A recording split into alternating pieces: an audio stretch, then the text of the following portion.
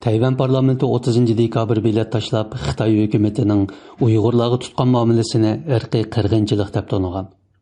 Buning bilan Tayvan Xitoyning harakatini irqiy qirg'inchilik yoki insoniyatga qarshi jinoyat deb to'nigan g'arb parlamentlarining sepiga qo'shildi.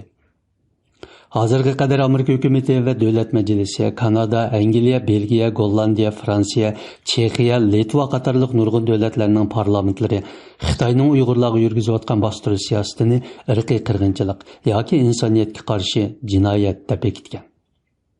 Tayvan parlamenti kishilik huquq komitetining bosh kotibi 1989-yildagi Tiananmen o'quvchilar harakatining rahbari O'rkash davlatning bildirishicha, Tayvan parlamenti parlament kishilik huquq komitetining turtkisi va komitet raisi Wang Dingyuning taklif loyihasi sunishi bilan 30 dekabr bilan tashlab Xitoy hukumatining Xinjiangda kishilik huquqqa eg'ir buzg'unchilik qilganligi, uning harakati irqiy qirg'inchilik tashkil qilganligini qaror qilgan.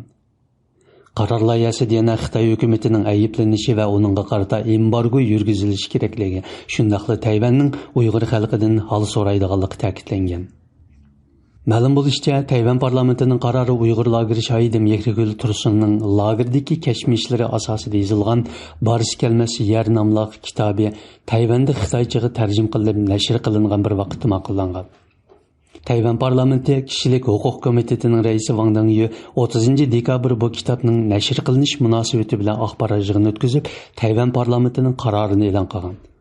跨党派提案也在2天前通过认可 O'rkash davlatning aytishicha, Wang Dingyuning Tayvan parlamentiga sungan taklif loyihasini 14 nafar parlament a'zosi qo'llab imzo qo'ygan bo'lib, Tayvan parlamentida hech qanday qarshilik uchirmagan. 这样的一种谴责变成改变，变成压力，变成改变的力量，让维吾尔人能够有一天真正再获自由是我们共同的一个目标，当然也是今天这个记者会的一个主题，就是这本书有去无回的地方。